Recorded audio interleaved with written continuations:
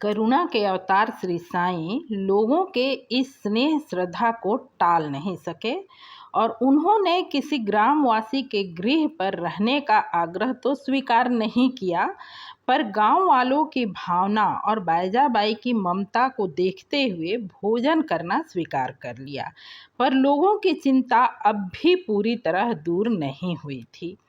ओम साई राम श्रोताओं, साईं कथाएं में आपका स्वागत है।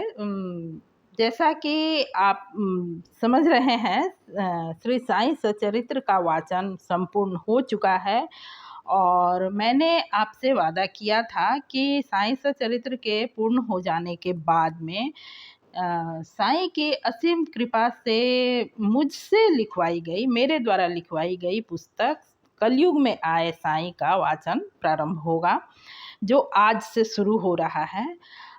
इस पुस्तक में अध्याय संख्या तो 9 ही है, पर ऐसा है कि कुछ अध्याय तो एक एपिसोड में यानी एक बार में ही आएगा और कुछ अध्याय 2 या 3 भाग में भी मुझे उसकी प्रस्तुति करनी होगी, क्योंकि कुछ अध्याय थोड़ी सी लंबी है। तो समय की सीमा देखते हुए मैं जैसा संभव हो पाएगा वैसा ही करूँगी। और इसलिए आज का जो अध्याय है वो प्रथम अध्याय है, छोटा है। ये संपूर्ण अध्याय एक बार में ही मैं आपको सुनाऊंगी। और वैसे भी मैंने आप सुन के देखिएगा, मैंने विस्तार बहुत ज़्यादा नहीं दिया है, जो ज़रूरत है बस उतने ही शब्दों का इस्तेमाल किया गया है इस पुस्तक में। आप सुन के देखिए। और आज के अध्याय का नाम है, जो प्रथम अध्याय है, अध्याय का नाम है द्वारका माई। तो आइए शुरू करते हैं आज के पहले अध्याय को, आज के अध्याय यानी पहले अध्याय को, जो कलयुग में आए साईं की पहली अध्याय है। पर चूंकि ये पुस्तक आज शुरू हो रही है तो इससे पहले 2 शब्द जो बनते हैं वो मैं बिल्कुल शॉर्ट में 2 शब्द सुनाती हूँ। हरि अनंत हरि कथा अनंता, कहीं सुनहि बहु विधि सब संता। श्री रामचरितमानस के रचयिता संत तुलसीदास जी की इस चौपाई की तरह ही श्री साईं सचरित्र जैसे महान ग्रंथ के रचयिता श्री रघुनाथ राव दाभोलकर जी के इस कथन से प्रेरित होकर कि साईं की जीवनी और साईं का चरित्र अथाह समुद्र के समान है, इसमें जितने गहरे गोते लगाए जाएं उतने ही मोती प्राप्त किए जा सकते हैं। बाबा की प्रेरणा और उनके ही आशीर्वाद से मैंने भी अपनी अल्प बुद्धि के साथ यह दुस्साहस करने का प्रयास किया है। बाबा की कृपा से जो कुछ प्राप्त हो सका है वह आपके समक्ष है। इस पुस्तक के एक एक शब्द साईं प्रेरणा से लिखी गई है और मेरी बुद्धि और सामर्थ्य से परे है। इस किताब के लिखने का श्रेय श्री साईनाथ को ही है, मुझे नहीं। तो पुस्तक की शुरुआत साईं चरणों में 2 लाइनों से। आत्मा तो साईं आपका ही सूक्ष्मांश है, पर इस जन्म की यह काया भी धन्य हुई जब आपने इसे अपने इस सेवा के योग्य माना। आप ही के द्वारा आपको समर्पित। द्वारका माई। श्री साईं को महाराष्ट्र राज्य के जिला अहमदनगर सिरडी गांव में एक नीम पेड़ तले पहली बार देखा गया। इस बात को तो सभी जानते हैं, किंतु वे कब और किस रास्ते गांव में दाखिल हुए, इस बात का कोई भी उल्लेख श्री साईं सचरित्र या किसी और विश्वसनीय पुस्तक में पढ़ने को नहीं मिलता। गांव वालों ने भी उन्हें पहली बार नीम वृक्ष के नीचे ही ध्यान मग्न अवस्था में देखने की बात कही है। उस वक्त उनकी उम्र किसी वयोवृद्ध संत फकीर की नहीं थी, ना ही उन्होंने कोई गेरुआ वस्त्र ही धारण कर रखा था। उनके चेहरे की अलौकिक आभा लोगों को अनायास ही अपनी ओर आकर्षित करता। इंसान ही क्यों, गांव के पशु पक्षी भी श्री साईं के आसपास ही मंडराते रहते।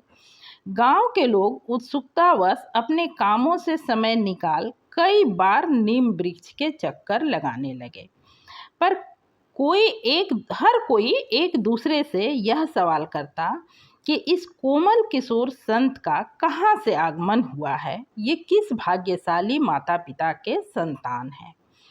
इस चहल पहल और शोर से भी श्री साईनाथ ना विचलित होते, ना ही उनका ध्यान भंग होता।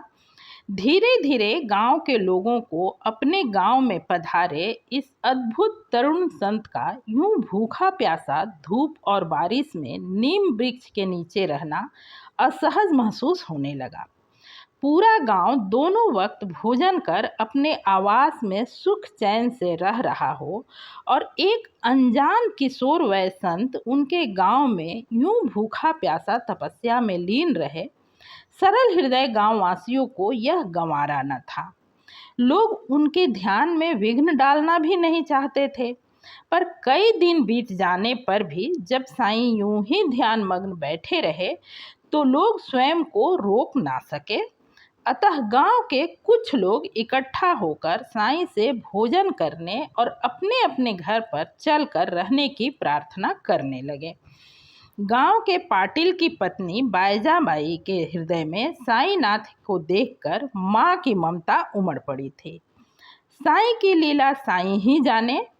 एक ओर जहां इस किशोर संत को देख वृद्ध नर नारी के सिर भी श्रद्धा से झुकने लगे थे, मध्यावस्था बायजा माई के मन में साईं को देखकर ममता हिलोरे लेने लगी।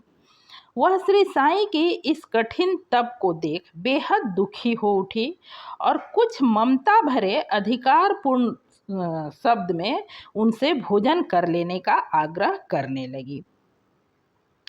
करुणा के अवतार श्री साईं लोगों के इस स्नेह श्रद्धा को टाल नहीं सके। उन्होंने किसी ग्रामवासी के गृह पर रहने का आग्रह तो स्वीकार नहीं किया, पर गांव वालों की भावना और बायजा माई की ममता को देखते हुए भोजन करना स्वीकार कर लिया।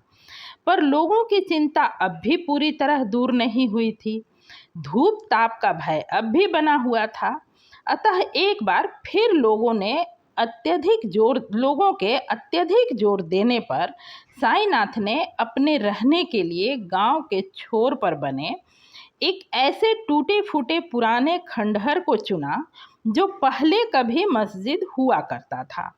वैसे इस बात को तो सभी जानते हैं और श्री साईं चरित्र में भी इसका उल्लेख मिलता है कि साईं ने अपने निवास के लिए जिस स्थान को चुना वह पहले कभी मस्जिद हुआ करता था, पर इसका कोई नाम भी था, ऐसा कोई उल्लेख श्री साईं सचरित्र में या कहीं भी पढ़ने सुनने को नहीं मिलता।